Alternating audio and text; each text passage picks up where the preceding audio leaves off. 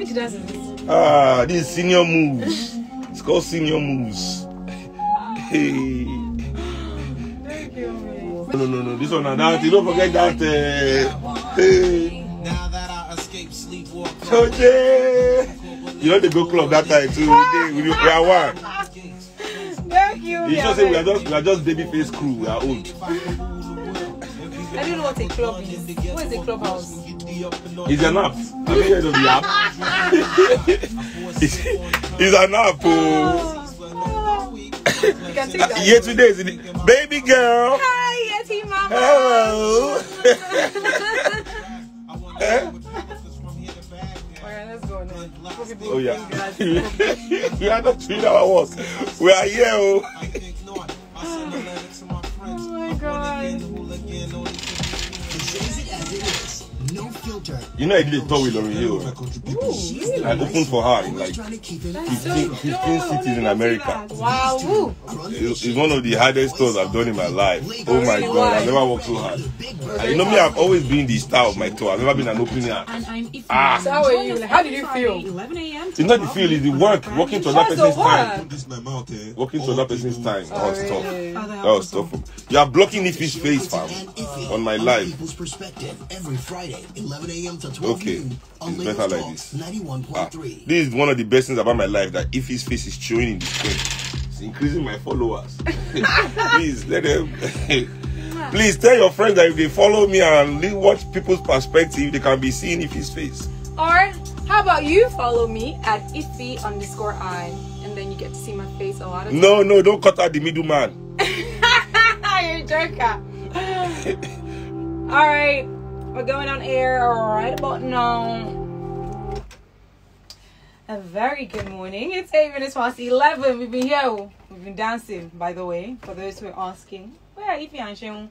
We've been right here in the studio. It's a beautiful, fun-filled, fantastic Friday. Welcome to the Midday Show with me, Ifunaya, here on Lagos Talks 91.3. As always, the People's Perspective is right here, where we get to dissect the topical issues from your perspective.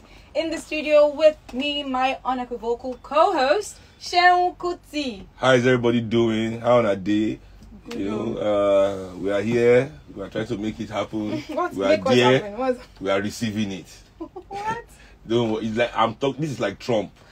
It means something. Figure it out. Man, I don't know what it means, but it gets the people going. Like, wow. The voice of the people. Anyways, guys, a few stories we're going to be dissecting today. We're going to talk about the president appointing new service chiefs. We are saved. A conversation. Wow, Nigeria is safe again. We Security are saved. Since 2 weeks now, we've been giving you people good news that once you hear it, you should just pour out into the street. Last week it was Vice President telling us about 5K a month for 20,000 people to lift them. We now realize it's poverty promotion. You know, so another good news. Continue if you, okay, Nigerians. So we're going to talk about that. And then we're going to move on to another topic that has been a point of conversation, talking about the Fulani herdsmen versus the Yoruba people. Yoruba people, we are saved. They've chased all Fulani out of our land. We are saved. This is a good week. And then we'll touch on what happened in Olu. We're going to touch on that as well, because that was a very devastating sight with the videos that we saw and the pictures that we saw as well. It just further highlights the possibility that there is a silent war, so to speak, as if Nigeria is in a war zone. And so we're going to be highlighting that. This Asif, my dear. I think Asif. Let me move the Asif. But Nigeria is. Let's say Asif. It's not Asif. I mean, what is Asif? Because the war zone is not official. It's in all regions. It's unofficial. But it's in all regions. There's stealing and fighting in all regions. So this is the people's perspective. The government say they do, but we the people that are feeling feel like there's war. Okay, there you go. All right, guys, we're going to touch on that. Let's get into it very quickly. But remember, it is your perspective, so please ensure that you join every bit of the conversation via Twitter at Lagos Talks 913. Please use the hashtag ThePeoplesPerspective913. Use that hashtag so that we can see your tweet and read it out.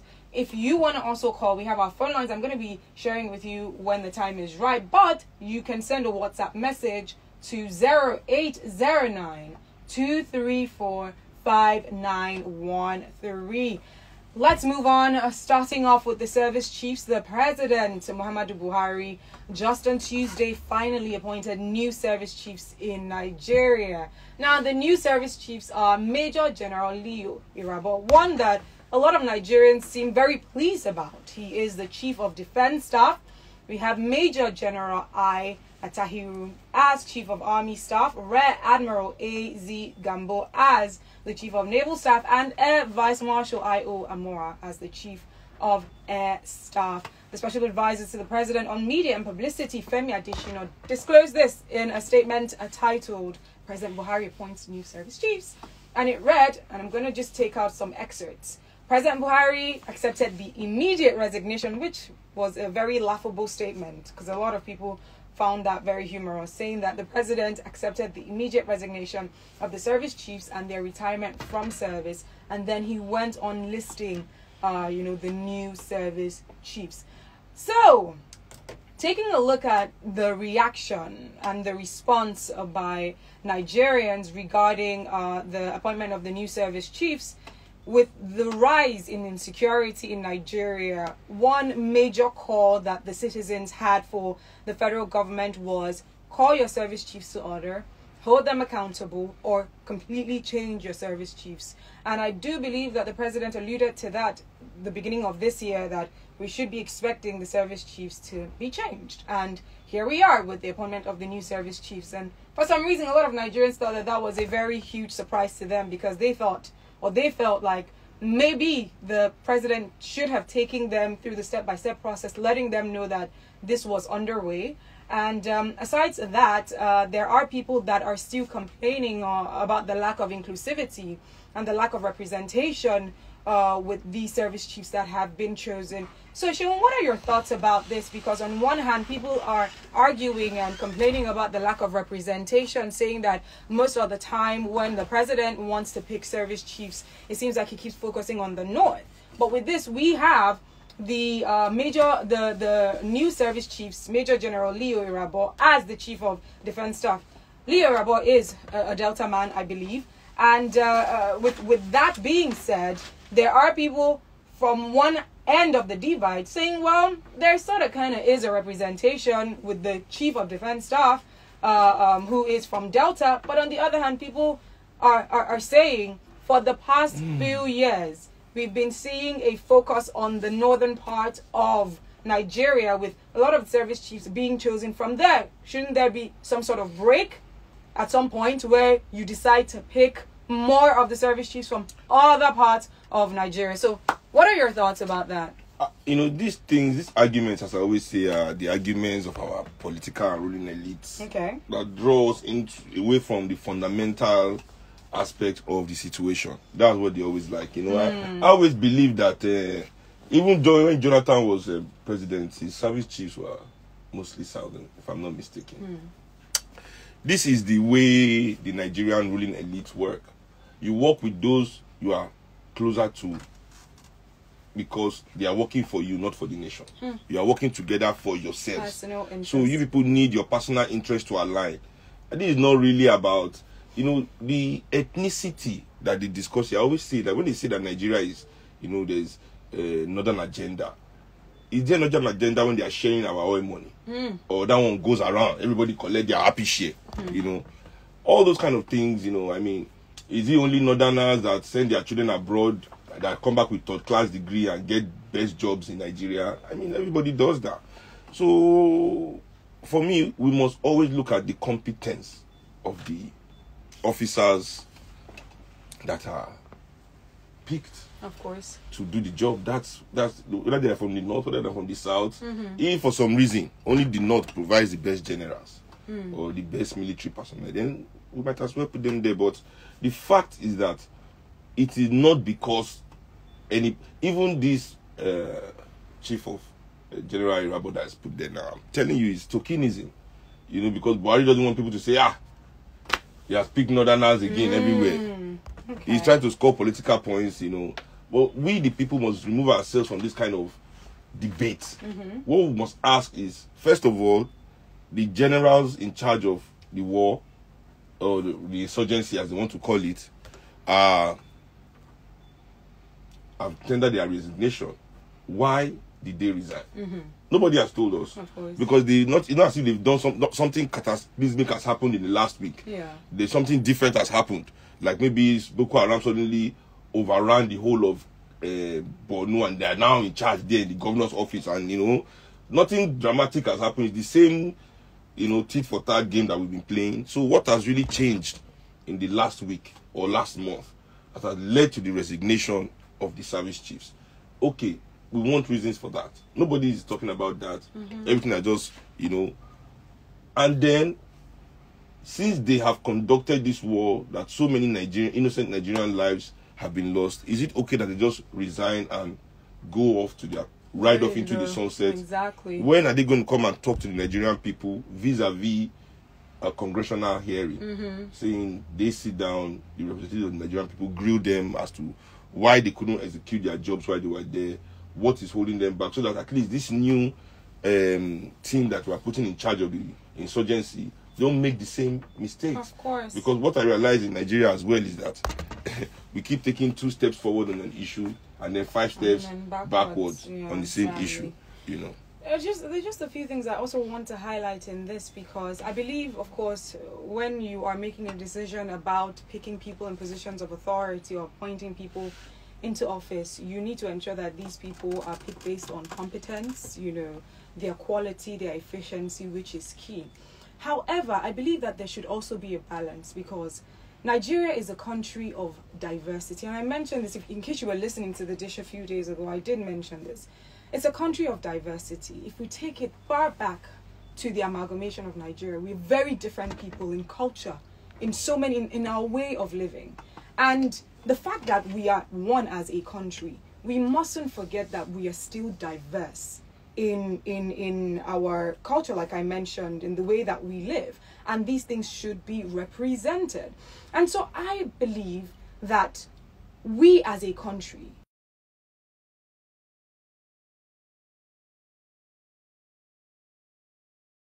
and I fail to believe that I do not want to believe that we do not have the competent people in other parts of Nigeria. I believe that there should be a level playing field where not only are you choosing people based on their competency, but you're also factoring in inclusivity, is what I spoke about a few days ago, saying that there should be competence in inclusivity. Because if we're just taking a look at how equality of a phenomenon has, grown and has expanded in the past few years, we did see when it came to maybe gender equality, where people would say things like, the women are being marginalized, that they're not being given the opportunity to have access to, different positions in different organizations. And then the quota system came into play, where organizations had to reach or meet a quota system where they had to represent at least a few females in maybe the boards of directors or what have we.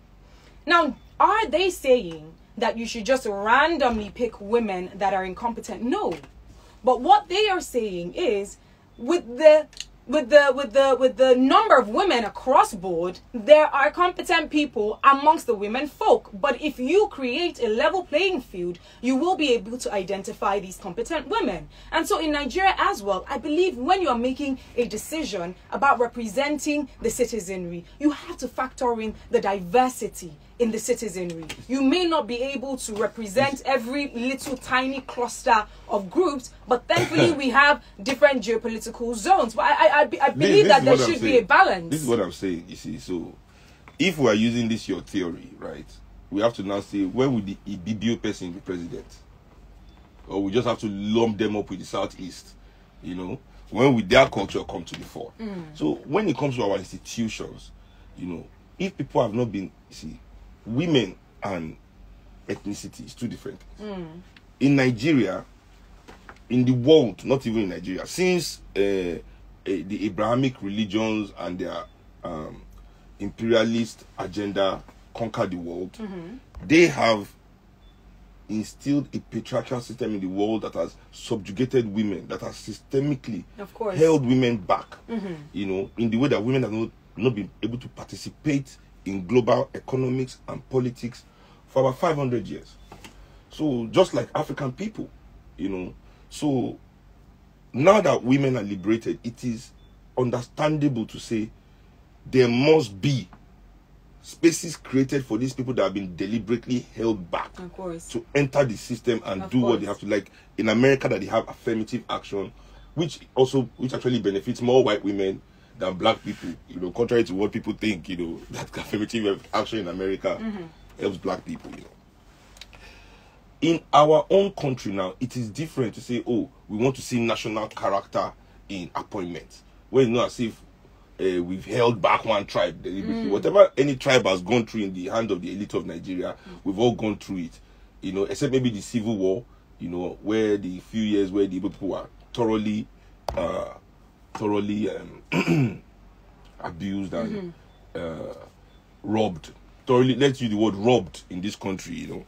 So maybe in future there should be reparations. Good government come to return some of those things to Igbo people. But other than that, I don't think we should say, oh, every tribe must. What we should actually be insisting on as Nigerians, I'm telling you, and I'll keep saying it anyway, is that we have the best people working, and no matter where they come from. Okay. The issue we have in Nigeria is that there's no opportunity for the best people to come forward. Okay. The people that rise in the army, the people that rise in the police, the people that rise in the civil service, the people that rise in the banks, the people that rise in the universities, in our teaching hierarchy, the people that rise up in the monarchical hierarchy, in all institutions of Nigeria, do not rise up to those positions because of their competence. It is because of nepotism, favoritism, you know, interest. That's how people are promoted here. So that's where the problem is. That's why they are like, oh, they already know that all the people there don't know anything. Yeah. So let's put our own people that don't know anything. Okay. Don't put your own. Put my own. Let us be. Now just if it was if it was by merit that people were getting there and they were doing their jobs, I am sure that naturally there will be a mixture. Of course. I feel like this aligns with what I'm saying. If there is a level playing field, which there isn't, like you mentioned, what we see in positions of authority is personal interest. Exactly. Hence, people not being appointed based on competence. That's why I don't like fighting for ethnicity, because I believe what I see when people fight for, oh, there's no national character in the appointment. Yeah. We're just saying, oh, you are not appointing our own incompetence. No. We are saying that if there is a level playing field, you would be able to get the best hands from diverse cultures and diverse ethnicities. But what we are seeing is as though governance favors a specific group of people based on personal interest. No, it's anybody that is, let's not say, I don't want us to say that it's Buhari alone that does this. No, that's why I said the government. You know, meaning that from time immemorial, anybody that is there, you know, tends to put his own people around. That's what I'm saying. Like, so this is not us. What we're talking about here is not the benefit of the people of Nigeria. We are saying, oh, allow these people to employ more, to appoint. You know, this appointments that we argue about. Oh, the appointments don't have federal character. People are not showing up in the appointments. So, but the appointment, our argument, what I'm saying, the argument is, the best people are not filling these positions. This would be our argument. I don't really care where people come from, what their ethnicity is. You know, if we as Nigerians look at the list in an appointment, immediately the first thing we want to look at in that list is where the people are from, not what they can bring to the position. Then we are losing the point. We're losing the plot. And I understand perfectly what you're saying. That's the reason why I believe strongly that there should be a balance. Because if you as a nation, you say to a group of people that we are one, in as much as we are one, we want to identify with the fact that we are still diverse. We want to identify with the fact that we are factoring in the uniqueness in our diversity. You know, if you are a leader, if you are in government and you have a minority group, if you're maybe taking the US for instance, and this is just a random example, and you are saying to the Hispanics and the African American, you know, we see you, we understand you, we acknowledge you.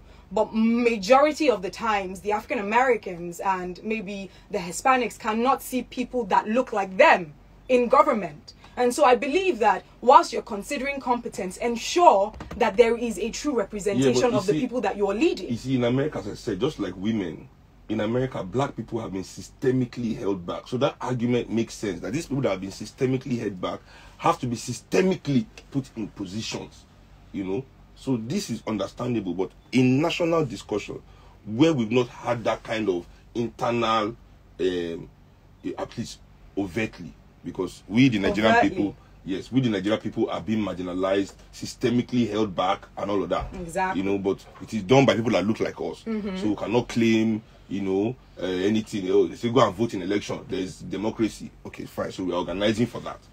But in those countries, we have to see the history of those countries, you know, as how African Americans have been excluded from even voting. And not only African Americans, I always say to people, like, African people don't understand the relationship we have with this system. That everything we have been able to accomplish as African people in this system has come by struggle.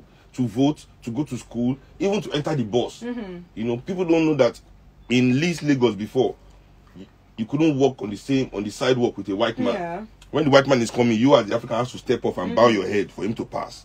You know, we don't understand the struggles that our parents fought to bring up at least our dignity to this level. So those countries where people were completely excluded, you know, we understand that. Here in our own country, as I said, and I will say it again, when we see any list of appointments, what we should do is go and investigate each person and see their competence, see their track record. This should be what inspires us to either support the appointments first, before we start thinking, oh, this person is from my tribe, he's not from my tribe. The president surround himself with, you know, his tribesmen. I believe I'm telling you that if you even go to the northerners will tell you that those appointments are not the best of them. Of course. So you know, as if when the president even appoint northerners in all the positions, he's appointing the best northerners. He's appointing the ones that are loyal to him.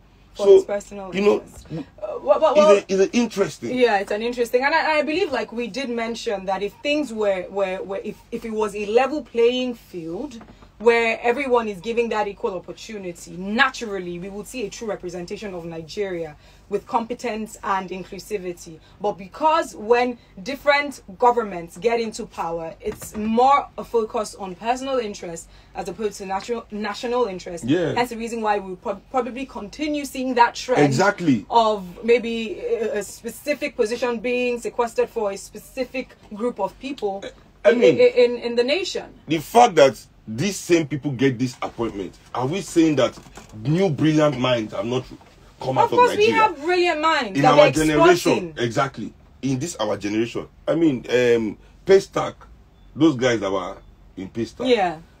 It's the perfect example of what Nigeria is. Of course. Somebody came to buy their company for 200 million. Everybody in Nigeria was shouting. Something created in Nigeria by young Nigerian minds. And we have billionaires in this country in dollars, but they are willing to invest in that and do the work. You understand? They want Oyibo to come and do the work. Those boys are not in any kind of national working in any paratita advising this government in any way, shape or form in terms of, you know, our automated money system or anything like that. But before we take some calls, another thing that I would also like to highlight is the fact that the service chiefs have been, you know, changed at the moment. What happens to the system in which they function in? Because if the system didn't work, in the sense that the past service chiefs, it seemed like something went wrong. You know, things were going wrong with the rise in insecurity in this country. The fact that you change the service chiefs, does it mean that Nigeria is safe again? Does it mean that things get better automatically? The problem with Nigerian army and the inability to win this insurgency has never been about personnel. It has always been about the spirit of the army itself. As long as the Nigerian army still instills fear in the Nigerian people, there is no way they can win an internal war, because the people they are fighting for is also kind of the people that are afraid of them, in a way treated like the enemy. I say to people, if you are sleeping in your house at night and you hear a bang on your door, boom, boom, boom, boom, Boko Haram, or you hear boom, boom, boom, boom, Nigeria army, it is the same feeling of fear and trepidation that will course through your entire body. And that is what the problem really is with the army. The army of Nigeria is not really Nigeria's army.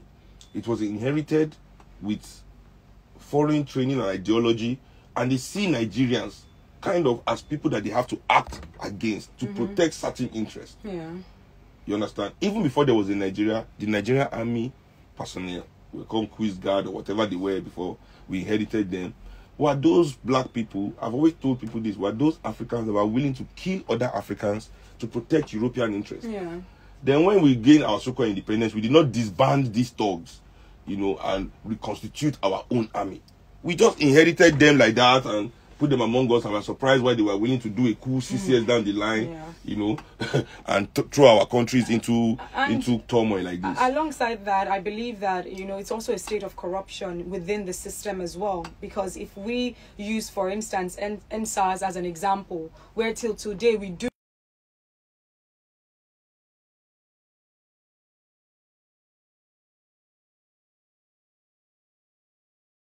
no matter how many, you know, times you change the service chiefs, if the system is rotten, it is rotten. If they're not being held accountable, then this thing called insecurity will be a perpetual thing. So I don't know that this makes any difference in security in Nigeria. Yeah, I've seen, as I said, you heard my sarcastic remark, making you say that everybody should come out and we are saved. Let's rejoice. You know, because the army is fundamentally broken. It's fundamental. Since I was a child, I've been filled with trepidation. No Nigerian sees an army truck right past you and you are instilled with confidence. Yeah. As I was coming here right now on Awolowo Road, you know, I follow another traffic light. You know, it has cost a few cars to wait for the light. One army truck with 5 army guys just left and faced the one way, and everybody had to leave the road for them to pass. That's if they're going on emergency. Very oppressive system. You know, so this is how they feel like African people are beneath them because of this uniform Oyibo has given them. You know, I tell people, look at everywhere in Africa, the amount of people this uniform is killing, maiming, destroying. Once they wear it, they lose their minds. They just think African people are ants to be squashed, or at least inconsequential beings not to be noticed, to be ordered around, you know. And a war like this, you need the support of your people to win. So if the people of Nigeria are not in love with their military, there's no way the military can win the war. Because the people will not give them the assistance, the information that they need. And in certain places where those insurgents are operating, they are protected by the natives of the place against our own military, which should not be the case. Which should not be the case. All right, Joe. Let's open up the phone line to take some calls. If you are listening, what are your thoughts about this? And we're talking about the appointment of the service chiefs, and we're seeing it from different perspectives. What perspective do you go with? You know, if it's different from what appointment of the service chiefs. 0809-234-5913, 0809-222-0913, 0809-191-3913. You can also call 01-515-0913, 01-515-1913. Lagos Talks, good morning. Who's speaking, please? Good morning. Have you on the line? Good morning, Seun. Hi, Ebuka. Welcome to the show. You know, I came online. I saw the 3 items people want to discuss, and the very one on ground now. You see, this country, I think we need to balance things. Life itself is competition, and when the competition as individual is going on, then now government as it is, there should be balance, because you select people, you don't just need to marginalize. We talk of meritocracy, right? If you talk of inclusive competency in inclusivity, right? Yes. Then I'm looking at the institution, people that teach, what are the curriculums, what are the things they're looking into. I listened to someone on television this morning who was saying something that claims in Olo that one person helped one of the army, one company helped one of the army not to be killed. Then later on, they sent army people to come and, you know, they were opening fire. So my question was, is it not better we go original prep? Everybody protect your own. If you want to deploy police, deploy northern to northern, deploy southeast to the southeast, so that everything will be balanced. It's no more. So are you talking about community policing? Is that what you're talking about? Yes, something like that. Even if it's military level, let it not be you are sending another people, then they are going without notion, without hatred, and they are now looking. And at the end of the day, we say nepotism and nepotism.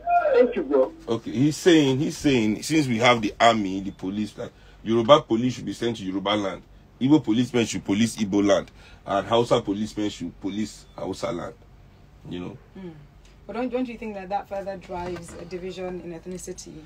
Yeah, no, I think it does. You know, the problem is that there's no Nigerian mission. So there's no, all these police being posted everywhere. What are they protecting? Good question. What is their job? Clearly, they're not protecting. Exactly. Are we Nigerians feeling secure by them? The reason police is there is so that we don't storm governor's office. I'm telling you, the reason we have police station is so that we don't run into rich people's houses and start taking everything that they have. We don't start running into shops. That's all they are there for. They're not really there that, you know, to the best of their ability, that if people really want to do it, that they can. Actually, we saw in October the way they were, our police. I thought that all those big police with big belly cannot run.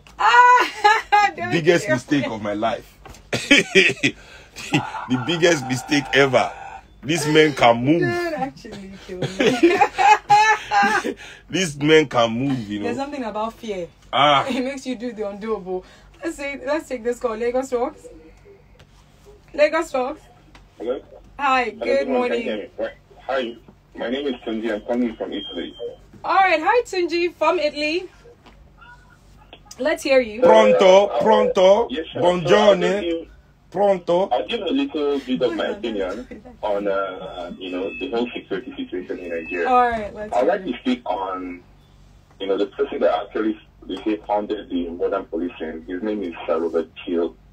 And in some of his principles, right, there are two things that I feel that stand out. The first thing he said is, he said first that public are the police and the police are the public. And I think this applies to the military too. If they don't see themselves as part of the citizen, they will never win anything in this society. So they have to understand that they, apart from the fact that they are uniform, they are also citizens.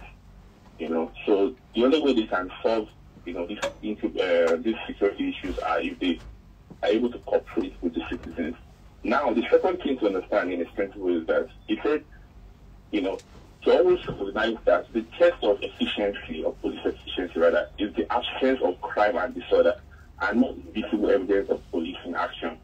So I think they need to, be changing the perspective of security in that country. So people just see that, having policemen everywhere all the time, or army all the time means that the place is secure. No, it's actually the absence of them. Thank you.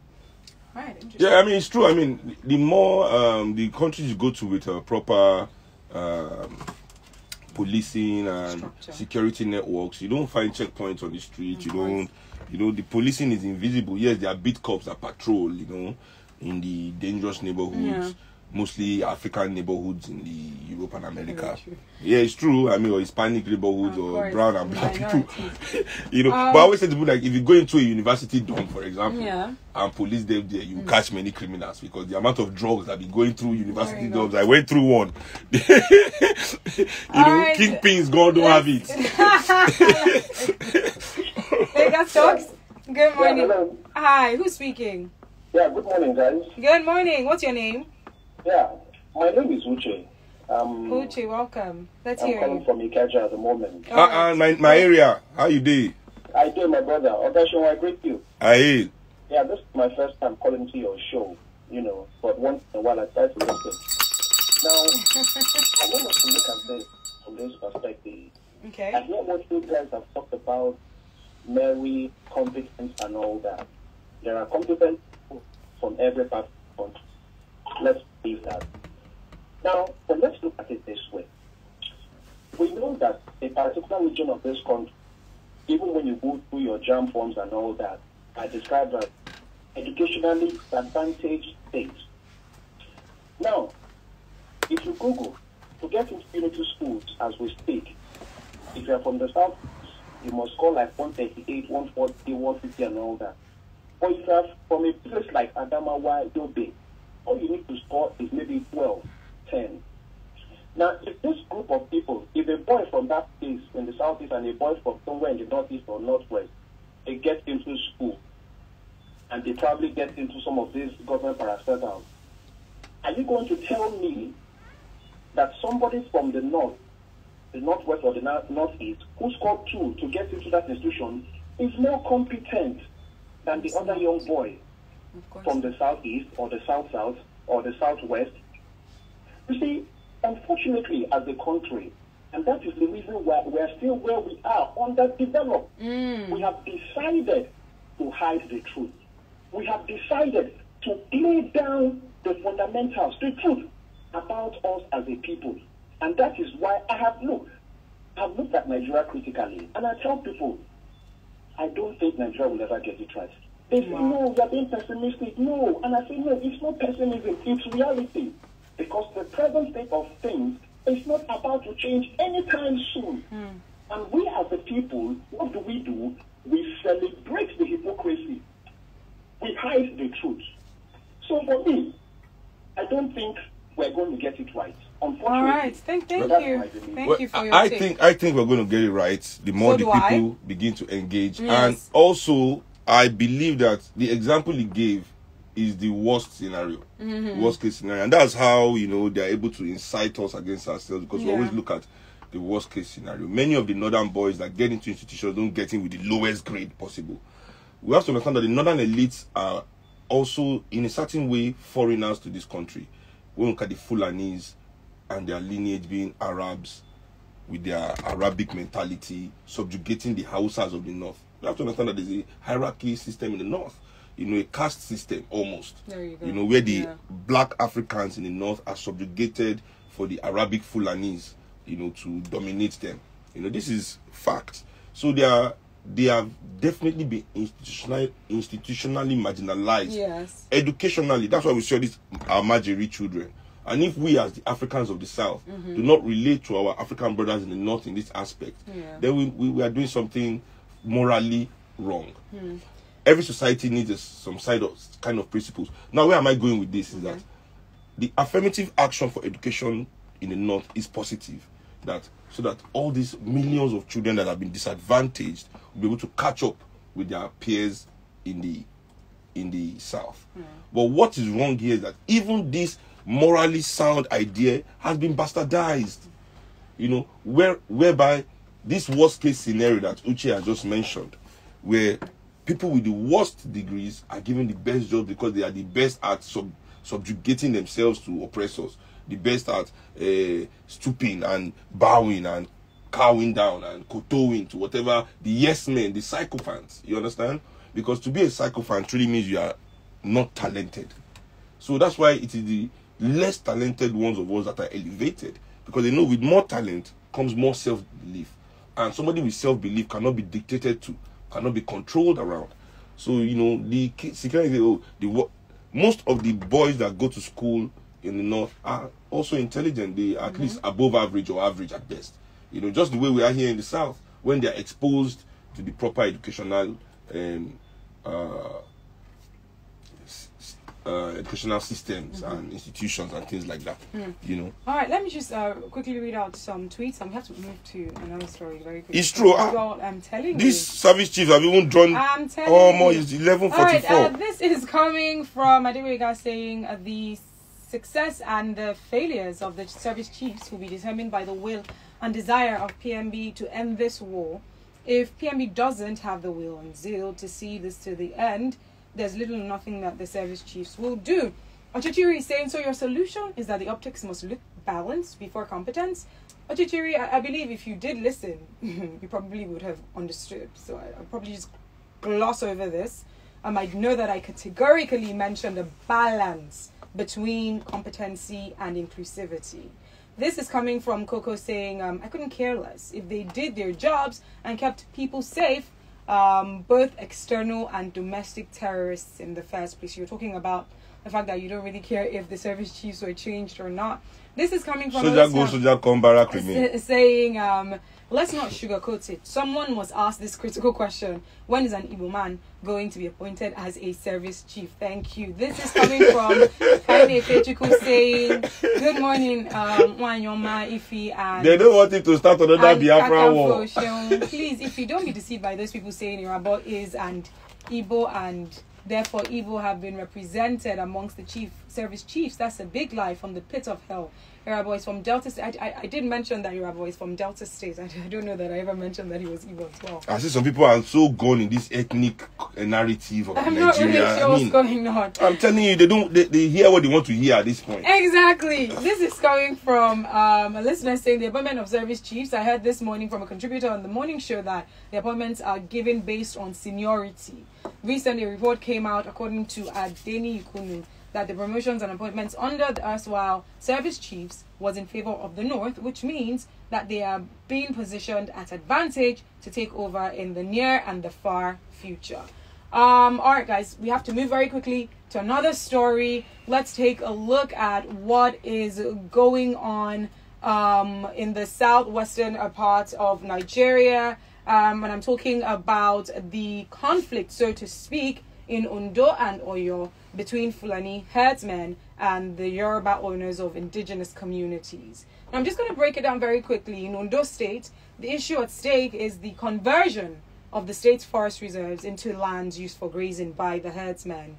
Now, the governor, Rotimi Akeredolu, decided as the chief security officer of the state to give a 7-day ultimatum to the herdsmen in the forest reserves to vacate the place immediately. I beg your pardon. No. I think the governor said they should register everybody. No, that was part of it. Yeah. So he did mention the 7-day ultimatum, and then he did mention the registration as well. Yeah, he gave them 7 days to register. So he also further asked for the registration of the herdsmen within the state.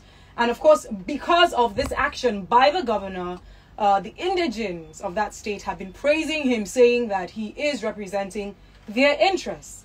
Now, regarding that, or as a response to, that statement by the governor, the presidency did react. And through Garbashe, who is the senior special assistant to the president on media and publicity, he put out a statement encouraging the government, the state government, I beg your pardon, to tackle all forms of criminality, but not to breach the rights of herders that may follow the order. The state government and the leadership of the Fulani communities in Ondo State should dialogue for a good understanding that will bring to an urgent end the nightmarish security challenges facing the state.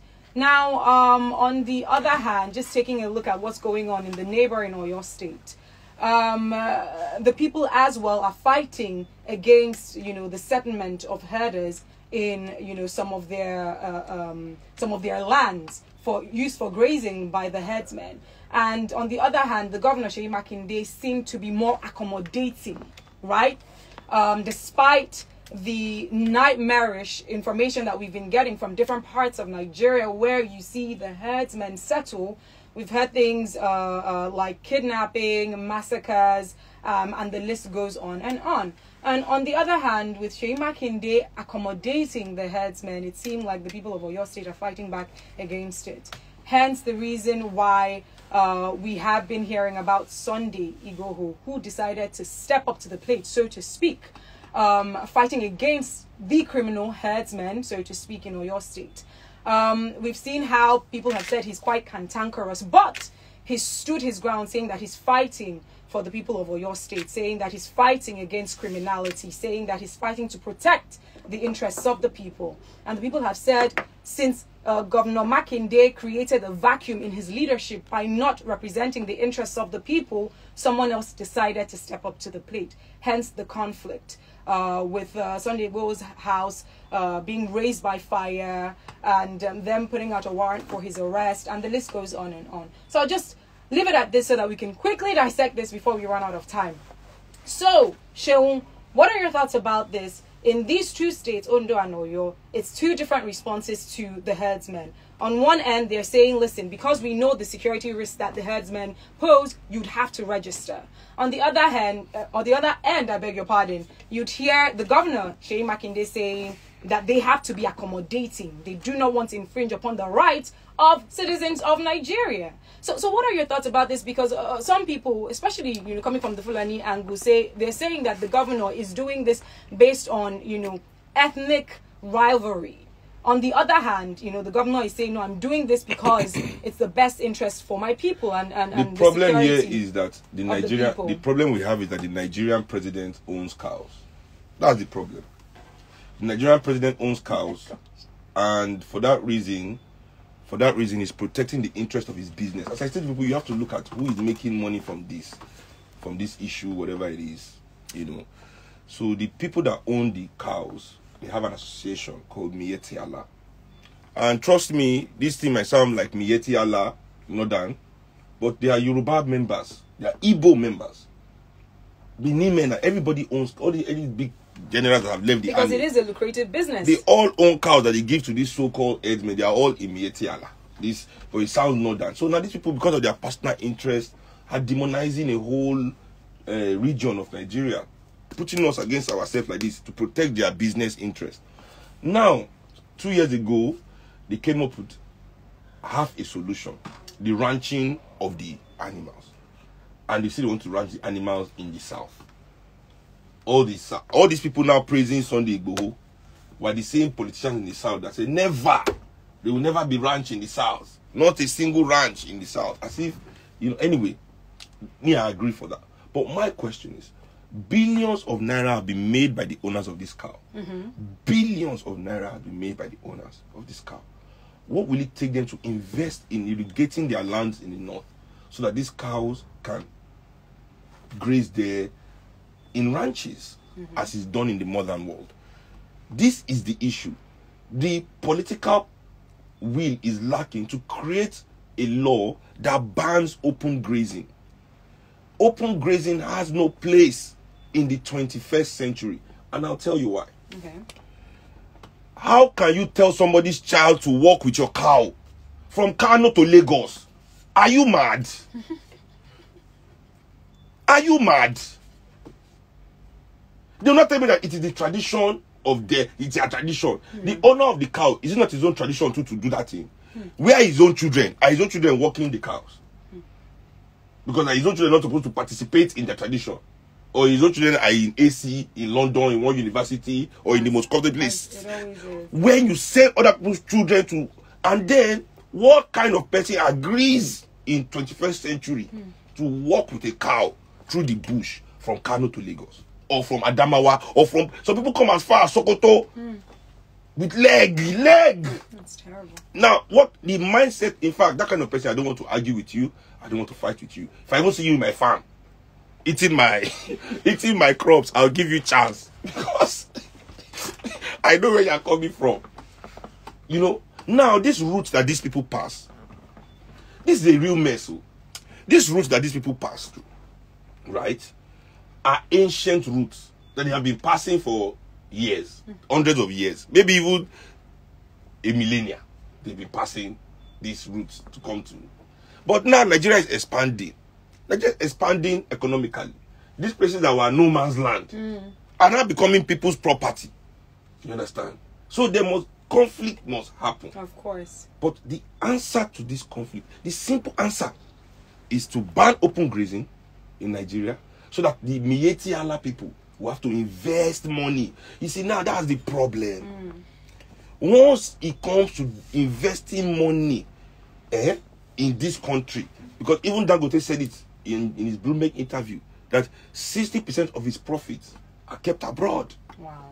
60% of his profits are kept abroad. So we know that they don't want to invest. If no international company decides to come and loan us money to irrigate the north, or to invest in it, to own it, the local people that have been benefiting for thousands of years, because this business has been going on for thousands of years, the kind of money they've been making from owning these cows, they cannot invest in irrigating their lands. The government is willing to put pressure on these people.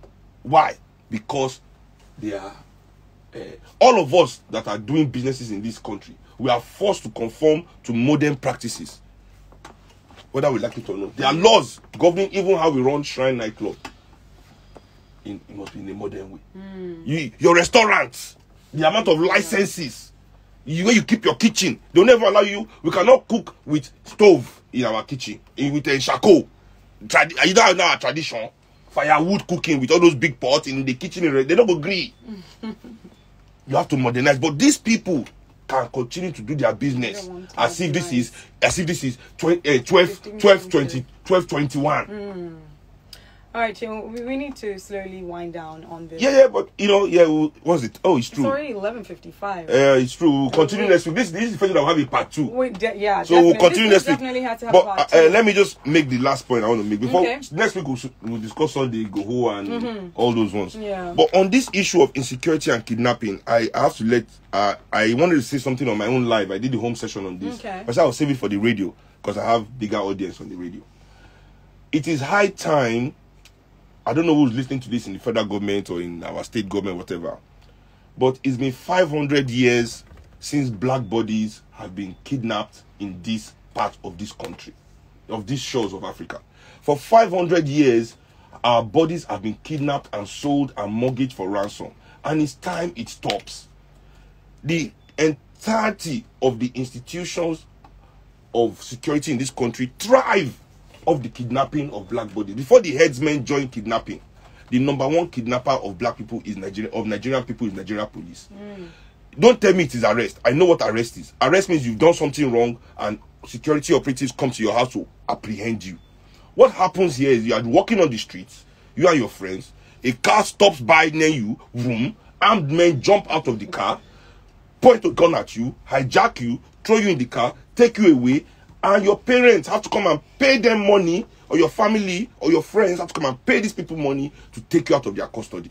This is kidnap as well. All right, so we need to stop whatever is going to happen. For 500 years, our bodies have been kidnapped. In this, especially Lagos was called the slave port for a reason. So we are tired. Seun, like you mentioned, we're going to continue on this next week Friday. But let's quickly take some calls regarding this story. Lagos Talks, good morning. Quickly, let's hear your take. Hello, good morning. Quickly. So, my name is Tunji, calling from Italy. Pronto, Tunji. I want to give it. So, I just want to give a general overview. I was very quick with this, and this one actually goes to Seun. So, I'm really happy with what Seun was doing, with MOP and NRM and all that. I think if you could just, as you have like a simple website to post out all the brilliant solutions. All right. So that it can spread. Okay. Thank you. Thank you very much for that. Lagos Talks. So website, put out your solutions. Good morning. All right, Falari, quickly. On the first topic, I think we need to take sentiment out of this case. Everybody will have a fair share. All right, let's hear you very quickly. Fantastic, perspective sharing today. Please keep this one up. What Seun is saying, I agree completely. Thank you. People are versus these tribalists. Yes. If we, the people, stay on one side and we leave the tribalists alone, Nigeria will become a better place. That is what we need. Thank you. God bless our country. Amen. Lagos Talks.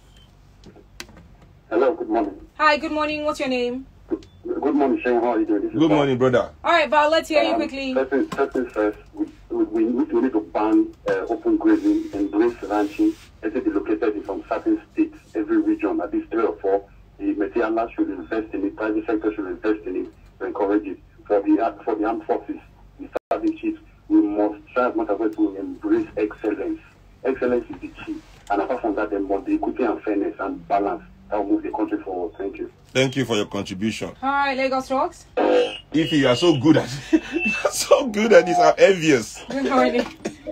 Hello. Good morning. Good morning. Let's get your take very quickly, please. Yeah, my name is Uche. All right, Uche, let's hear you. Yes, I really agree with what you are saying there, especially what Seun is saying. But what we need to understand is that in this country, just like you mentioned, we have different ethnic groups. And whenever there is a political appointment in government, all the ethnic group must be represented. And that is why there is a federal character. The purpose of federal character must not be undermined in this country. So that certain group of people or certain group of regions do not round other regions up. That is the essence of federal character.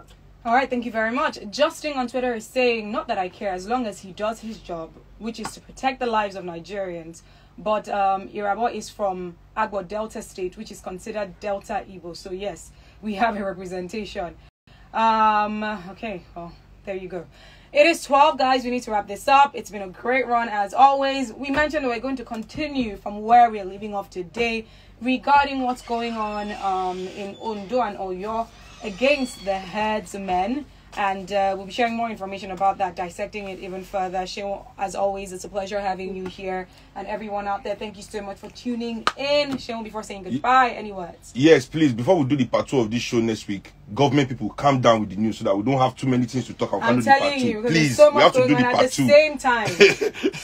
All right. Thank you, everybody. Thank you so much, guys. You can reach out to Seun at the Big Bird.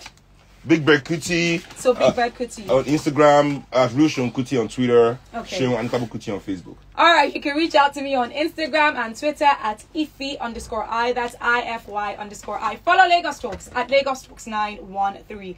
Coming up right now is the world news coming to you.